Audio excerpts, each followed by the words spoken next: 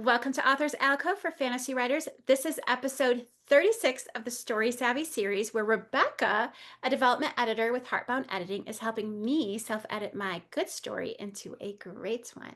If you haven't already, I encourage you to like and subscribe to the podcast. You can also join the Authors Alcove community on Patreon or check out the new membership site at authorsalcove.com. Last week, we finished up our discussion on sensory immersion. We had two episodes. Today, we're going to revisit story pacing, looking at some new aspects of it.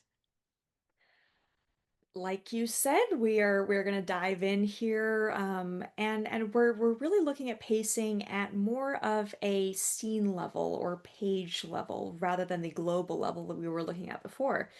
By the end of this episode, you will hopefully feel confident gauging whether or not your big moments are paying off and satisfying, and if your small moments are maybe misleading and need to get tweaked around that. So, first off, I'm kind of excited about this one because this is actually what I've been working on specifically through my series. And I've gotten quite significantly through that. And so, this is really exciting. Anyway, um, I often like to make sure before we even start that we know exactly the definitions and all of that. And we don't necessarily need definitions, but can we just talk specifically about what we are really talking about today? Yeah. We are talking about making sure that the moments that are actually important to your plot, characters, or world come across that way to the reader and vice versa. So, what are we defining as big moments or small moments here? I know we touched on this in previous episodes, but clearly it's always helpful to start out with. Absolutely. Big moments have high stakes, high emotions, big reveals, point of no return choices or actions, or are a vital, precise setup for something that is going to come later with a nice payoff.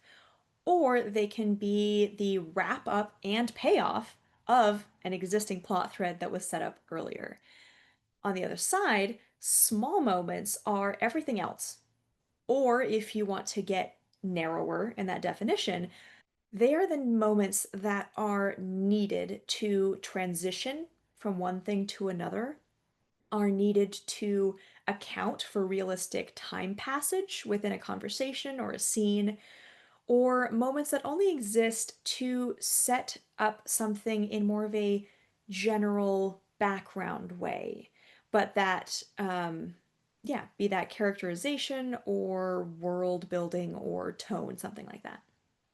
So, how is this topic different than episode 13, and how are they also related? Here we are looking at the aspects you can tackle by just reading the one page with the moment on it.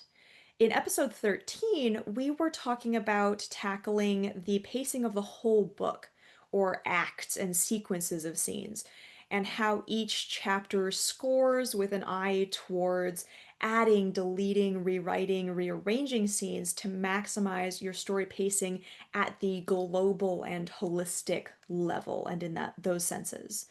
What we are talking about here is more how you are delivering those small moments within a scene or a chapter to fine tune that pacing and making sure that it will be perceived by the reader how you intended it to be. So, let's first tackle big moments. How can we make our big moments feel like big moments? Doing so is all about narrowing focus, forcing the protagonist to deeply and irreversibly interact with that moment, making sure that noticeable stakes and a needed choice are inherent in that moment, and to some extent, about adding extra movement to big action moments and extra description or big revelations or seed planting moments to those kind of big moments to make sure that they're all landing right. A couple other aspects to keep an eye on around helping these big moments land include, first of all, you can try naming some small aspect of that bigness or a larger part of that bigness within the narration, dialogue, or internal processing to help it feel like a big moment. You can also make sure that you are showing that the immediate consequences and resolution of that moment are deeply felt and impactful to how things move forward to really hammer home how big the event itself was.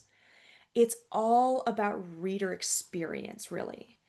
If a big moment doesn't feel big when it's happening, it's really going to confuse or disappoint your reader. So when I think of big, I also think of like visually big.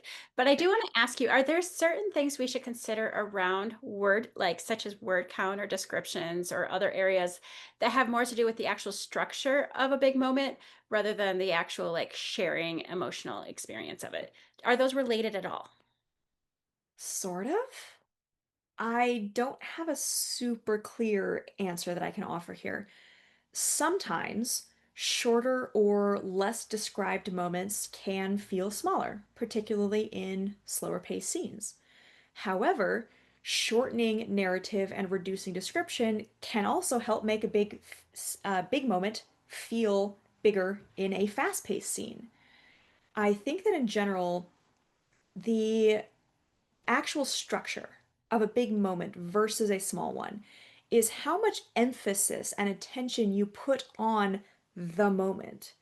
So, in some spots, longer passages can really hold focus, force deep exploration of the moment, and really push a ton of meaning and interest into it.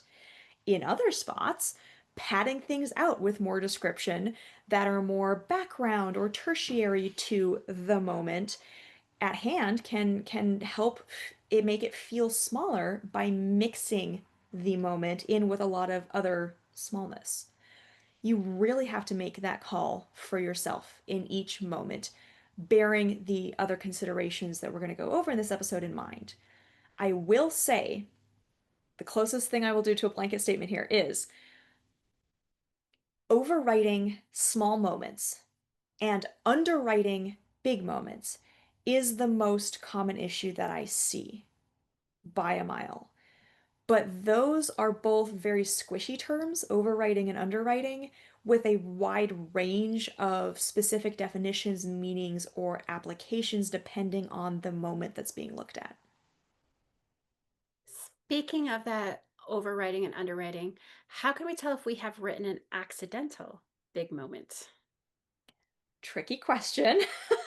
First, I want to say that if I'm understanding this question correctly, I might rephrase it as what happens when you write a small moment that feels way bigger than it should.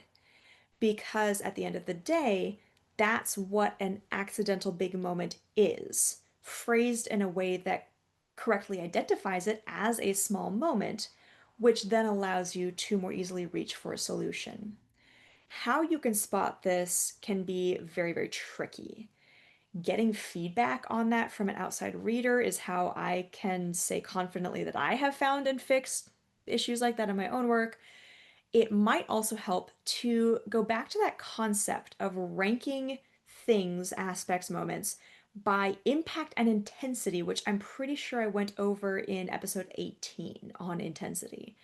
So, if you have a handful of moments which you suspect might be coming across as bigger than they should, try assigning them an honest number for how intense or big the stakes, emotions, or impact on how the plot moves forward are. Where does that fall against the same sort of score for a big moment that you are sure is actually a genuine big moment? Then rank how big you think those two moments are coming across, being portrayed to the reader in your language and descriptions and balances and everything else. Look for disparity between those two sets of scores.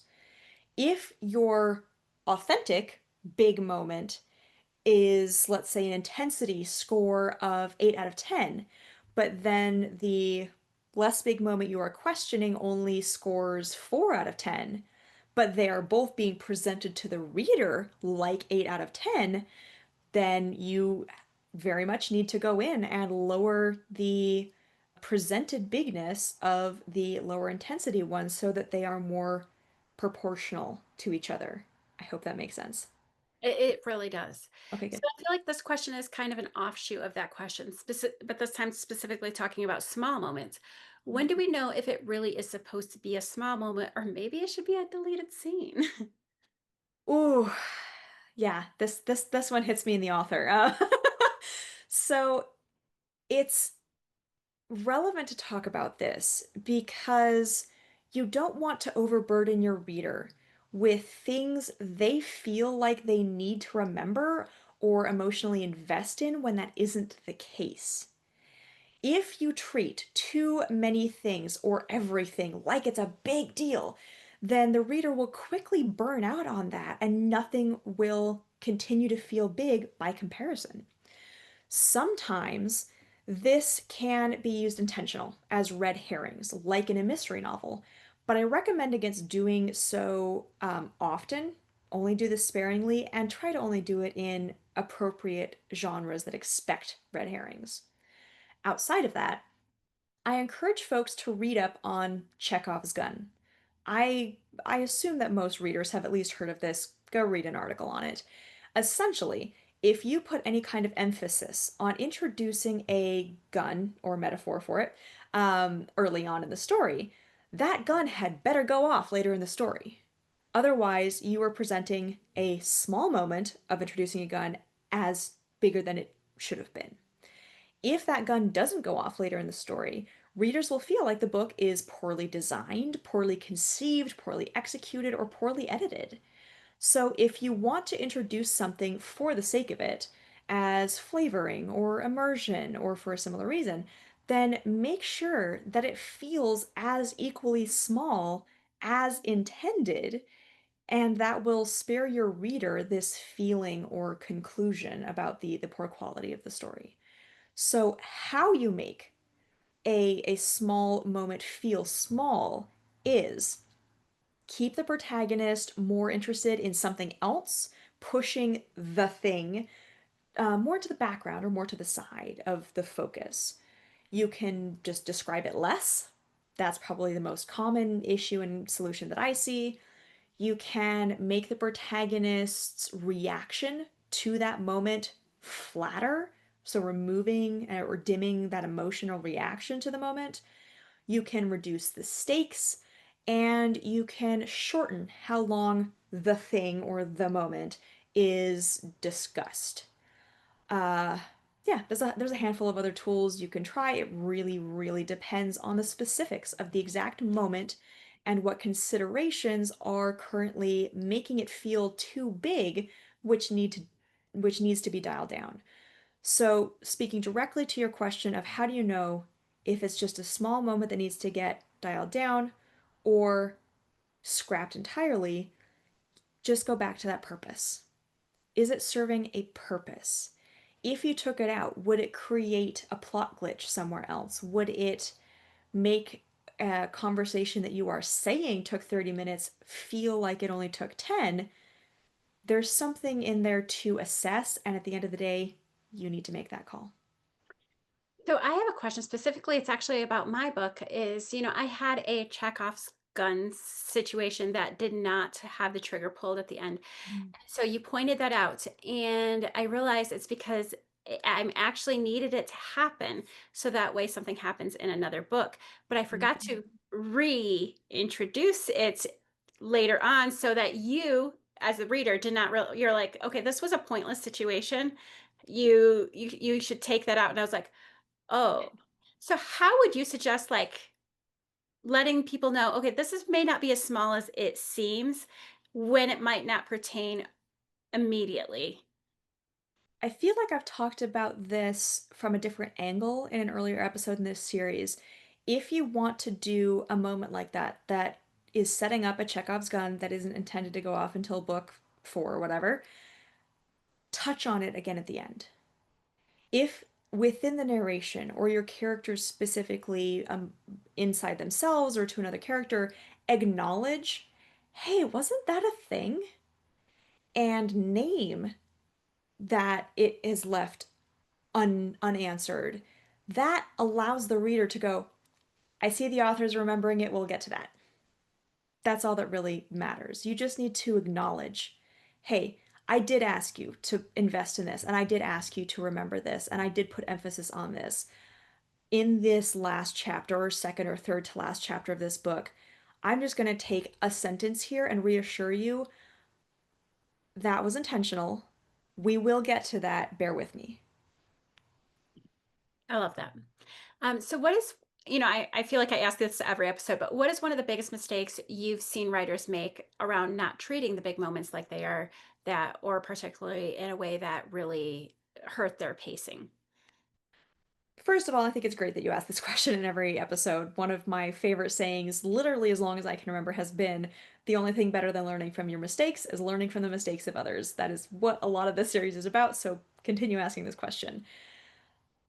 To answer that, the first thing that comes to mind is there was a book I edited, I think it was late last year, where the climax took less than one full page. It had great buildup in the story up to that point, great escalating tensions leading up through that third quadrant, and then wham bam, thank you, ma'am, it was over. So this is kind of an extreme example as the climax is and or should be the biggest big moment of an entire book, but it's a very clear one. So in that case, the issues around this big moment not delivering like a big moment were layered. First of all, the author didn't make the big moment hard enough to reach the far side of. So when you look at a big moment, you've got some build up to it, and then let's say this is the big moment. There's space there, and making it more difficult to get to the other side can very much increase the bigness of that moment. If that author had added a few hurdles, setbacks, twists, barriers, and or difficult choices for the protagonist to make, that would have helped a lot. Second layer on that, they didn't narrow their focus as the narrative, as the protagonist, or for the reader. The protagonist was still thinking about the subplots pretty heavily while they were in that pivotal climax of the primary plot, which kept it from feeling emotionally big. In real life, when something really matters, we give it our full and undivided attention. Writing big moments in fiction should absolutely reverse engineer that to give that same sense to the protagonist and the reader. And then the last layer on this that I feel is worth mentioning here is that the author described some vital details during the climax needed to understand what was happening. Yes, I will acknowledge this could be taken as hypocritical. I constantly recommend explaining things just in time for it to be very, very relevant versus just in case. But the climax is an exception. The reader has to know everything they need to in order to understand the climax before they get there. At the latest, all of the technical know-how, the world building, the power establishment, whatever, those pieces need to be in place and understood by the end of the chapter before the climax chapter. If that means that a certain aspect that is going to get used in the climax needs to be forced to become relevant earlier in the story so that you can do that just-in-time explanations before the climax, then so be it. That is the right choice rather than waiting until the climax to go, oh, by the way, dragons are a thing or whatever the piece is that you would need to explain in the climax. Find a way to bring it up tangibly before then and do the explanations there. The big moment failing to feel like or failing to be presented as such results in all momentum of the story being snuffed out in a beat. all of the momentum the author had done a really, really good job of building up in this story I'm thinking of. So, over probably 70,000 words, maybe 80,000 words, just winked out when that climax failed to pay off with the catharsis promised. Without high stakes, high emotions, large victories, be that internal or external, a sense of sacrifice or loss, or whatever other values you want to equate to big in your specific genre and story, the moment will not pay off. And that is second only, really, to expositional stagnation for stopping momentum dead in its tracks. So I just want to wrap up real quick. I do have one last question. Um, what about, it's kind of the same question. What about not making small moments feel small enough? Yeah. And how does that affect the pacing? When your small moments don't feel small enough, you run the risk of your pacing constantly pushing too hard, which can burn out your readers. And I've touched on this a little bit before here. The most common issue that I see on this topic is authors describing everything like it matters a lot. That just isn't feasible in fiction. I am sure that some real living people feel like every tiny thing in their, real lived life, every minute of it is a very big deal. But most people don't and would probably agree that that sounds exhausting and probably insanity inducing. So, remembering that having some small moments in and around the big ones is a much better mindset and approach for fiction. Yes, I suggest emphatically and often that you not bore your reader, but sometimes you do have to mention a meal being eaten, or a car being driven, or a piece of clothing being assessed for value or status, something like that. And doing so in a way that supports the big moment that I suggest all scenes be built around, that scene core event. Go back to episode 30, I think it was. Keeping that balance so that it is supporting the big moment, but doesn't steal focus away from that big moment is the goal. I have edited a number of books where I ended up mentally exhausted trying to keep track of everything in order to provide good feedback on what I thought was a cram-packed, super complicated plots with tons of foreshadowing, only to reach the end and realize in retrospect that less than a quarter of those, hey, look at me, remember this detail moments actually were that. I ended up needlessly mentally exhausted by all of those small moments coming across like I really needed to notice and remember them. And readers are going to, again, find that either disappointing or frustrating when they reach the end and go, are you kidding me? I didn't have to remember all of those details? Why did you do this to me? Thank you so much for your insight. I really appreciate all that you share. And I think this episode, particularly because this is what I'm focused on, is very important. And I might have to like review some of the things that you said, because Nice. this is what my round of edits right now have been, is looking at the scene level, making sure that the pacing is right, making sure that the scene is important. Although I am touching back on the beginning too a little bit at the moment, but again, it's because I'm looking at the overall pacing of scenes and importance of stuff. So thank you very much. You're very welcome. And yeah, it's delightful when one of these topics is very much where you are at. That feels good. All right, so thank you to everyone who has followed along with this series. We would very much appreciate if you could like and subscribe to the Heartbound Editing podcast and the Authors Alcove podcast, where you can find lots more content for fantasy readers and authors beyond this joint series. Next week, we are going to go over how to best handle and present to your reader jumps in time, location, and POV in narrative fiction, and how to check and polish those spots in your own manuscript. Looking forward to it. Can't wait to chat with you again. See you then.